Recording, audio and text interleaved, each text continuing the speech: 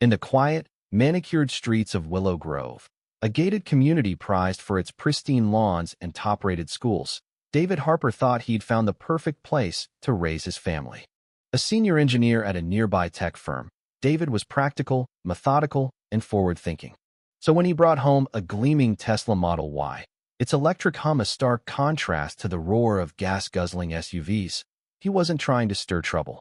He'd crunched the numbers. With soaring fuel costs, a grueling commute, and his 2 kids juggling basketball and violin lessons, the electric car was a smart move, reliable, eco-friendly, and a sleek symbol of progress. His wife, Emily, who'd clung to their old SUV like a lifeline, was soon sneaking joyrides, grinning behind the wheel. For a week, the Tesla sat proudly in their driveway, drawing curious glances and friendly waves from neighbors. David felt settled, optimistic. Then the letter arrived. It was a crisp, official envelope from the Willow Grove Homeowners Association, marked urgent in bold red. Standing in his driveway, keys still in hand, David tore it open. The words hit like a slap. Electric vehicles violate Willow Grove's aesthetic standards. Remove immediately or face fines of $200 per day. He read it twice, disbelief morphing into anger. Across the street, Tom's jacked-up pickup sported a garish flame decal. Down the block, Karen's bedazzled golf cart sprawled across her lawn. And then there was the rusted camper van rotting in Mr. Larson's driveway for years. Yet David's silent, spotless Tesla was the problem? The absurdity gnawed at him. Determined to understand, David attended the next HOA board meeting, stepping into a room thick with tension. At the head of the table sat Greg Thornton, the board president, his pressed blazer and smug grin radiating authority. Known for wielding HOA rules like a cudgel, Greg didn't mince words. Willow Grove isn't a playground for your eco-fads, he declared, his voice carrying to the back of the room. We have standards. If you don't like them, leave. The silence that followed was deafening. No one dared challenge him. As David left, he caught hushed murmurs in the parking lot. Greg's cousin runs a car dealership. Hates the EV crowd. This isn't about aesthetics, it's personal. Driving home, David's hands clenched the wheel. He hadn't moved to Willow Grove for petty power games. He'd come for the safe streets, the sense of community. But now, he was cornered in. A cornered engineer was a force to be reckoned with. At first, David tried diplomacy. He drafted a meticulous appeal, citing state laws protecting electric vehicle ownership and attaching photos of the neighborhood's tackier vehicles. He offered to park the Tesla in the garage if it eased concerns. The board didn't respond, not a call, not an email. Undeterred, he enlisted a lawyer friend to file a second challenge, this time with sharper legal teeth. Again, silence. Then the harassment began. A black SUV started lurking across from his house at odd hours, its occupants snapping photos of his driveway.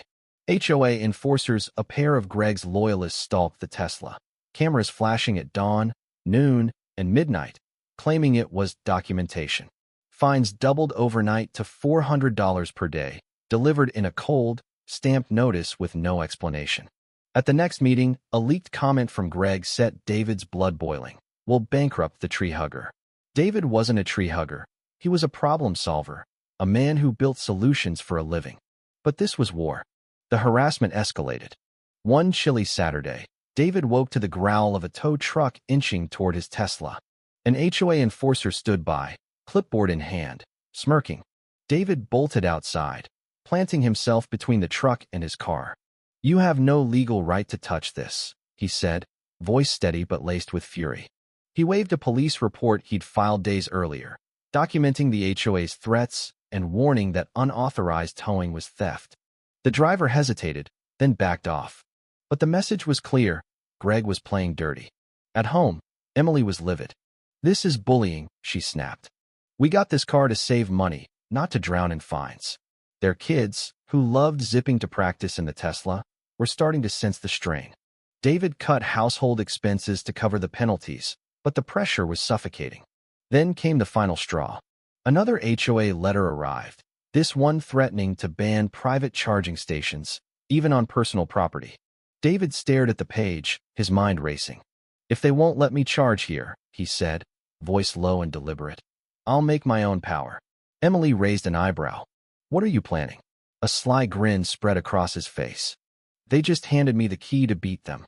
David dove into the HOA bylaws, poring over every line of their labyrinthine restrictions: paint colors, fence heights, mailbox designs. Buried in the fine print, he found his weapon: no mention of personal wind turbines. Not on roofs, not in yards, nowhere. It was a glaring oversight, and David was ready to exploit it. He contacted a renewable energy contractor, demanding a rooftop turbine under 35 feet, silent, and fully compliant with county codes. Weeks later, the plans were set: a vertical axis turbine, sleek and compact, capable of powering his home and Tesla. State law backed him. Rooftop green energy systems under a certain height didn't need HOA approval. The county greenlit the project, and David triple-checked every detail. Greg's board had no legal ground to stand on. Installation day dawned bright and windy. As workers bolted the turbine to David's roof, neighbors gathered, whispering and pointing. The turbine rose like a quiet sentinel, its curved blades spinning gracefully. By noon, an HOA enforcer arrived, followed by a red-faced Greg. David met them at the curb, a folder of county-stamped permits in hand. "You ban chargers," he said coolly. "Not turbines." Greg's jaw tightened. "This is a violation. You'll pay for this." David handed over the documents. "Read the law first." "The county already has." Greg skimmed the papers, his bluster fading as he saw the state's pre-certification. "We'll sue," he spat. David didn't flinch. "Good luck with that." That afternoon, a county official confirmed the HOA was powerless. As the turbine's first charge flowed into the Tesla, David felt a surge of triumph. He'd turned Greg's own rules against him, powering his car with free, untouchable energy.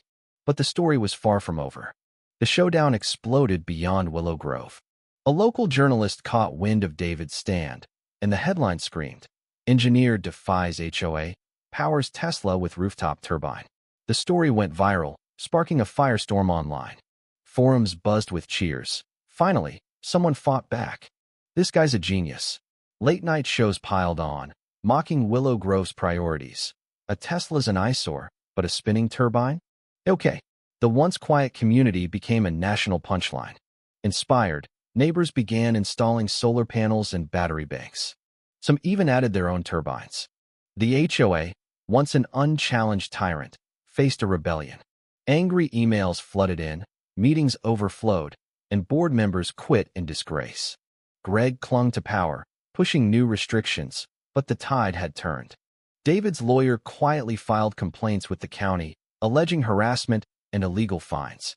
Leaked emails revealed Greg's vendetta, targeting EV owners with chilling clarity: make them regret going electric. The county launched an investigation, and in a packed courtroom, a judge delivered justice. All fines were voided. The HOA ordered to cover David's legal fees, and the board slapped with a warning. David didn't gloat. He stood on his porch one crisp morning, coffee in hand, watching the turbine spin. Below, his Tesla gleamed fully charged, fully legal, and free from Greg's grasp. Neighbors waved, some stopping to thank him. The message was clear: you don't bully an engineer. In Willow Grove, David Harper had sparked a revolution, proving that brains and grit could topple even the pettiest of tyrants.